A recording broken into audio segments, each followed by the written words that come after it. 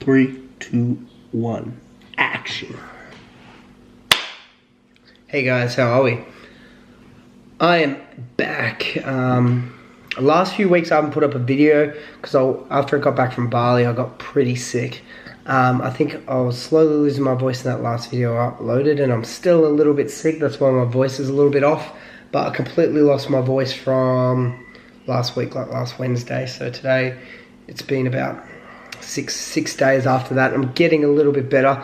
I feel alright now, at least, because I went through like flu and all that because my body was so run down, obviously from competition. So back into it now. So I've actually been talking to a lot of people on Instagram. I've been getting a lot of questions about my pre-workouts.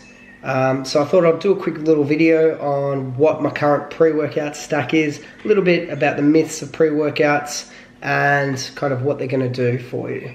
So obviously I use SoyCore pre-workouts because that's what they send me. I've tried pretty much the whole range, and I've been using pre-workout roughly for about 2 years. I've been training for about 6 to 7 years. The first few years without any pre-workout, without even trying it because they weren't too big on the market. But in the last 3 to 4 years, they've really come prominent in the market. Alright, so firstly with pre-workout, my main suggestion is if you don't need it, you probably don't need to take it.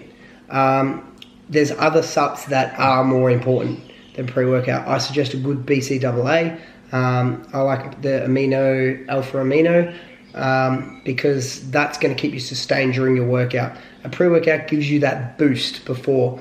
It's loaded with beta-alanine and caffeine, which are two substances that will get you going, also help to burn fat, but in the end it's calories that burn fat. So it's good nutrition, plus it's also working in the gym hard. So the pre-workout helps me going and put me in an optimum rate where my focus is through the roof. I usually, my weight training is a lot better. I don't really use it too much for cardio, unless I use a C4 ripped. That's not too bad, but I'll show you pretty much what the range is. Okay, at the moment I am using C4 X50. Okay, so this is the most potent, highest beta-alanine, highest caffeine C4 on the market. I go always blue. You'll notice most of my flavors are pretty boring and pretty the same, but it works. So I take a scoop of this because I have quite a high caffeine tolerance level, because I do have a lot of, like if you've seen my other vlogs, I do have energy drinks within my day, so I need something that's going to kickstart me hard. So this is quite good. This is about 1.5 scoops more caffeine than your normal C4. So that's why I really like this product. It's also got 1 gram of creatine nitrates in it. We'll go into that in a sec. So that's C4 X50. They've just brought out watermelon flavor as well, which is really cool. Normal C4.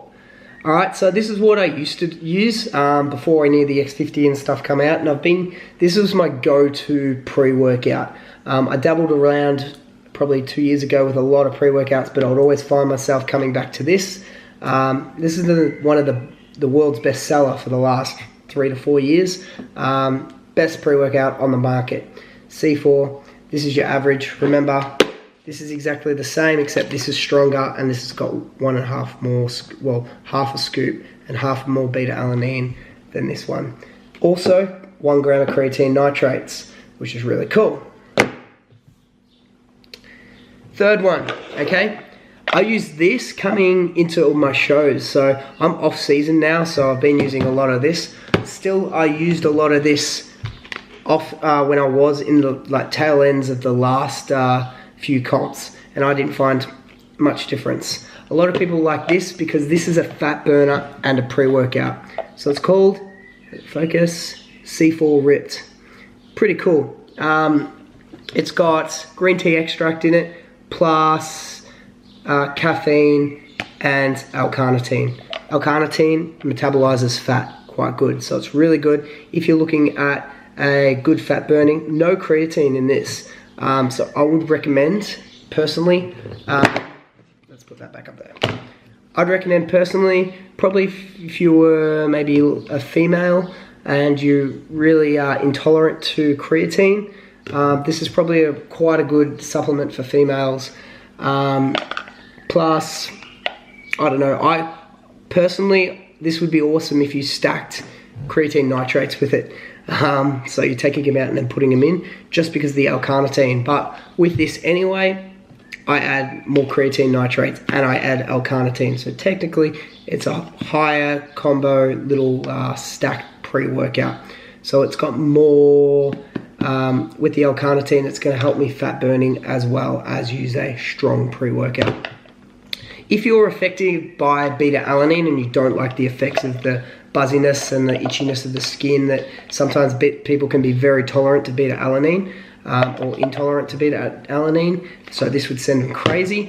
This is a good little alternative because I find it's not as strong, or if you found C4 or any of those type of pre-workout and stimulant supplements send you quite crazy, this is quite less stimulant, I find, for me. I'll need a few scoops to kind of get it going, but it's good as a fat burner as well because of that green tea extract, L-carnitine, all those. So it's a multi-type of pre-workout that you can stack it, which is kind of cool. Lastly, creatine nitrates. Okay, so I mentioned in your normal C4s, you've got 1 gram of creatine nitrates. This is creatine nitrates straight out. So I add 5 grams of creatine nitrates. So I swapped from monohydrate, which is your normal creatine, into a nitrate blend. This is one of the things that I have changed coming into my tail B season. So if you haven't followed me before, I competed at the start of the year and I did all right. I placed within the top 5, but nothing too crazy. Then tail season, I made a few changes with my prep. This is one of those changes, and I won every single show. So I won 3 shows in a row, and I competed in 3 shows. So this may have played a bit of a role in that. I find effectiveness within the first week that I use this. I really like this up. So I stack 5 grams of creatine nitrates in with the extra 1 gram of creatine nitrates. So roughly about 6 grams of creatine nitrates in a pre-workout. Nitrates are a little bit cleaner and it's going to be more faster absorbing and better acting. So that's pretty much my stack. So at the moment I'm using these two, depending on where I'm at, because I'm bulking, but I'm trying to do a lean bulk. I will stack also about 3 grams of L-carnitine in with that.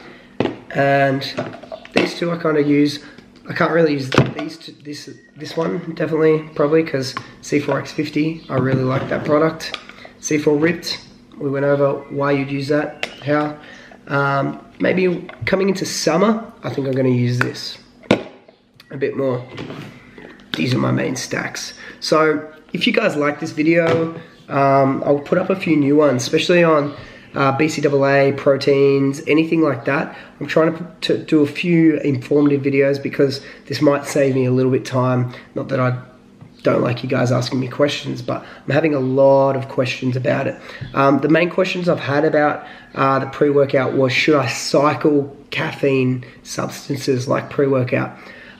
Me personally, I don't cycle pre-workout. I don't cycle my energy drinks unless I'm feeling fatigued or I'm feeling down from them. So if I feel that mentally or physically I'm feeling drained from the caffeine and it's having an adverse effect, so it's not working as well or those type of things, biologically you're going to get a tolerance to that, to your beta-alanine. So you might not feel the effects of the pre-workout working, but on a biological level it's still actually putting you in a better mood. It's going to speed everything up and help your muscles actually kind of move. I'm trying to put it in simple terms.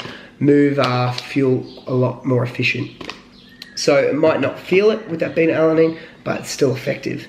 So that was one, is should you cycle? Yeah, I don't cycle unless your body is giving you signs or symptoms that you should.